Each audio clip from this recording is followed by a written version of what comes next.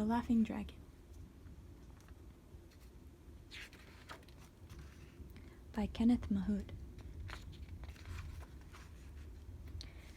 On a cold autumn morning, a long time ago, the Emperor of Japan was about to eat his morning egg when suddenly, snap, crackle, pop, out jumped a little smiling dragon.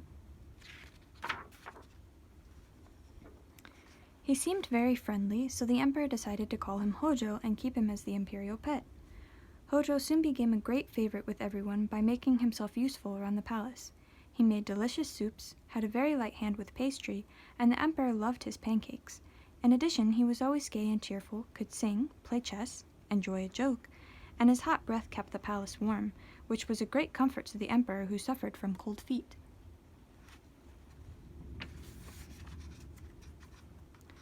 Hojo's hot breath was a mixed blessing, however, for every time he laughed, flames shot in all directions. When anyone complained, the Emperor always replied, "It's nothing. His breath is worse than his bite." As Hojo grew bigger and bigger, his breath became hotter and hotter, and more people got burnt. At last, a group of courtiers, still smoldering, appealed to the Emperor for help. "He must be cured before we are all burnt to a cinder," they cried, so the Emperor sent for the imperial physician. The imperial physician fitted Hojo with a muzzle, but that didn't work. He tried to put the flames out with buckets and buckets of medicine, but it all turned to steam. Finally, he gave him hundreds of anti-laughing pills, but they only turned red hot in his stomach. He coughed them out and laughed more than ever.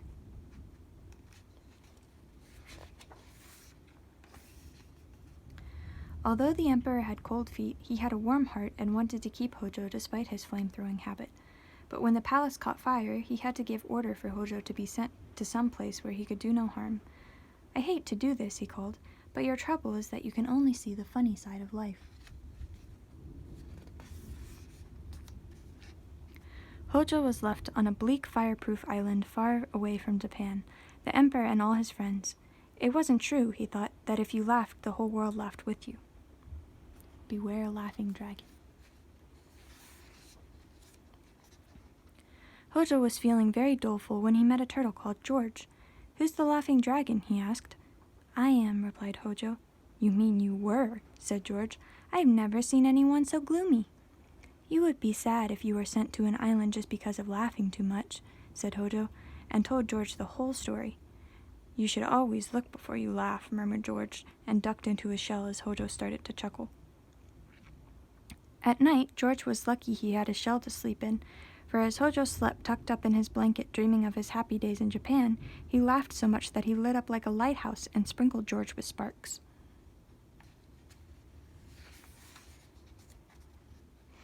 Although Hojo missed Japan, George kept him from feeling miserable. Each day they lay in the sun and toasted homemade muffins. Hojo's breath was so warm that the island soon became covered in exotic flowers and migrating birds from Japan. The birds were full of gossip. "The Japanese are having the worst winter for over 100 years, they chirped. "Everyone is freezing, and there are icicles on the Emperor's toes." Hojo was very depressed. "If I could get back now, I could keep my friends warm," he told George. "Only if you learn to control yourself," replied George. "You'll have to practice breath control and try to holding your breath. I will tell you sad stories to prevent you from laughing." As George told sad stories, Hojo found he could hold his breath quite easily, and slowly he got fatter and fatter and fatter, until much to his surprise, he floated into the sky. "I can fly!" shouted Hojo.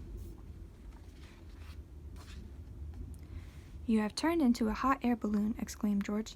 "Now with the birds' help, you can fly to Japan if I can keep you from laughing." When Hojo had been fitted with a basket to carry George, they set off and they were soon floating high above the clouds. "Try to hold your breath until we are over land," shouted George, as he called out sad story after sad story. Over Japan it was bitterly cold, and the whole country was so deeply buried in snow that there was no sign of the Emperor or his palace. To cheer Hojo up, George told him the joke about the cabbage with the cauliflower ears. Hojo laughed and his hot breath escaped, and as his hot breath escaped, he became smaller and smaller until they drifted down onto the snow. George and the birds were glad they had Hojo's warm breath to protect them from the icy cold, and as George kept up a steady stream of jokes, the snow started to melt. Before long, with George telling every joke he could think of, Hojo had melted a tunnel down to the palace where the Emperor and his family were blue with cold. "We all missed you," said the Emperor, "and especially your hot breath." Hojo quickly made some hot soup and had everyone warm and happy before you could say Marizy Doates. Thank goodness no one asked for turtle soup, thought George. Hojo was so happy he didn't stop laughing until winter had completely gone. As he melted the snow, the ground became covered in flowers, trees blossomed, and birds sang in the branches.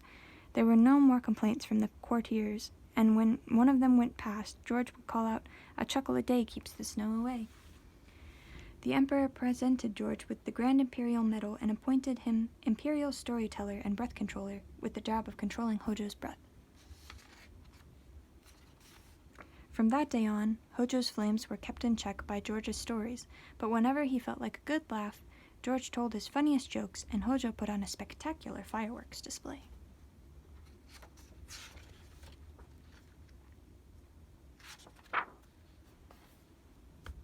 The